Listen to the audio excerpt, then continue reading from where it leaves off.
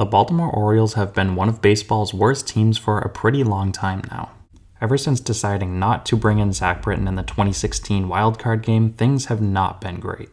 In fact, since then they've finished last place in the AL East in all but 1 year. And that 1 year happened to be 2020, which was obviously the shortened season. And from 2018 to 2021, Baltimore had 3 straight 100-loss seasons. Obviously, we're excluding the shortened 2020 campaign. So it's safe to say Baltimore has been baseball's laughingstock over the past 5+ years.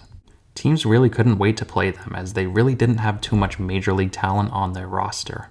They have had some decent players over the years like Manny Machado, Cedric Mullins, and John Means, but clearly this wasn't enough to compete in the AL East. And of course, with many losing seasons comes many draft picks. And with many draft picks, you're eventually going to pick up a few stars. And in 2018 and 2019, Baltimore did just that. In the 2018 draft, Baltimore selected Grayson Rodriguez, number 11 overall, who has developed over the years and is currently a top 5 prospect in all of baseball. In the 2019 draft, Baltimore had the first overall pick where they selected Adley Rushman. Rushman, before his recent call-up, was the number 1 prospect in all of baseball. So as Baltimore continued to pile up the draft picks and develop lots of young talent, things started to look up. On top of developing a lot of young talent, Baltimore also had some respectable major league players. Cedric Mullins is coming off a career year in which he had 30 home runs and 30 stolen bases. And they also have a few other pretty decent major league players like Austin Hayes, Ryan Mountcastle, and Anthony Santander. So with lots of young talent on the way and the major league roster developing into a respectable team, things are looking up for Baltimore. And coming into 2022, Baltimore definitely wasn't expected to compete, but they also weren't expected to be the laughingstock of baseball. Everyone knew the AL East was going to be very good, and Baltimore was sort of the odd team out. Prior to the season, I really did expect Baltimore to be much improved this year, but I didn't think their record would necessarily reflect it because of the division they're playing in. As we stand today, Baltimore is sitting at 21-30, which is last place in the AL East. They also have a negative 43 run differential, which isn't all that bad. So Baltimore isn't playing all that bad right now, as they're currently on pace to win right around 70 games. And I know 70 wins is definitely not good, but for Baltimore standards, it's definitely a step in the right direction. You have to take into account that Baltimore is playing in by far the best division in baseball. The 4 teams above them, in all honesty, could probably make the playoffs, and I wouldn't be too surprised. Put Baltimore in any other division and they would be close to 500 at this point, in my opinion. So while their record may not reflect it, Baltimore has definitely been much improved this year. Now let's take a look at their roster top to bottom. Let's start with their offense. As I mentioned before, they have Cedric Mullins, who this year is hitting .236 to go along with 5 home runs and 11 stolen bases. They also have Austin Hayes, who is having a great year where he's hitting .297 with 5 home runs and 22 runs driven in. You can't forget about Ryan Mountcastle, who is currently hitting .261 with 6 home runs, who is coming off a 33 home run year of his own. Anthony Santander, who is currently hitting .226 to go along with 9 home runs and 29 runs driven in. Trey Mancini, who's hitting .303 with 3 home runs.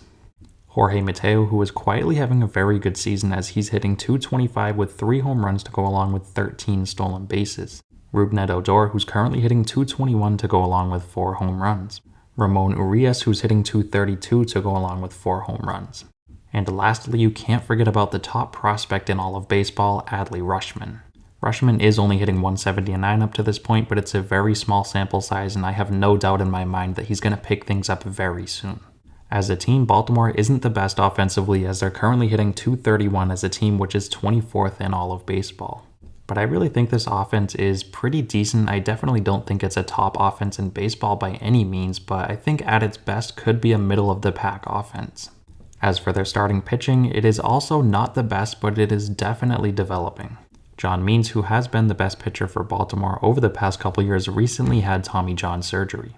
So he's obviously going to miss the rest of the 2022 season, but he will be back next year. Outside of John Means, they have Bruce Zimmerman, who is currently pitching to a 4.53 ERA. They also have Tyler Wells, who has shown some promise this year as he has a 3.71 ERA. Jordan Lyles, who has shown some flashes of dominance this year, has a 4.26 ERA. Kyle Bradish has been Baltimore's worst starting pitcher this year as he currently has a 7.31 ERA. So their starting rotation hasn't necessarily been great this year, but they do have reinforcements on the way. They have the top prospect in all of baseball who's likely to make his debut in the coming weeks in Grayson Rodriguez. Rodriguez, as I mentioned earlier, was a top pick in the 2018 draft, and ever since then he's torn up the minor leagues. Rodriguez has some nasty stuff, so I think he's going to be in the big leagues soon, and I really do think he's going to make a huge impact from day one. Outside of Grayson Rodriguez, they also have DL Hall, who is one of their top pitching prospects, who will most likely make his debut later on this season. Now let's move on to Baltimore's bullpen. This has really been their strong suit. Jorge Lopez has broken out and been one of the best closers in all of baseball this year, as he has 6 saves to go along with a 1.16 ERA. They also have Keegan Aiken, who has been pitching multiple innings out of the bullpen and has been very effective, as so far he has a 1.71 ERA. And you can't forget about guys like Felix Bautista and Dylan Tate, who have also been providing meaningful innings out of the bullpen. All in all, Baltimore's bullpen has the 6th best ERA in all of baseball at 3.28. And in today's game, having a good bullpen is as important as ever. So as a whole, I'm very impressed with what I've seen from Baltimore up to this point. Like I said before, they're not going to compete this year, but I definitely think they're going to be much improved off of the past couple seasons.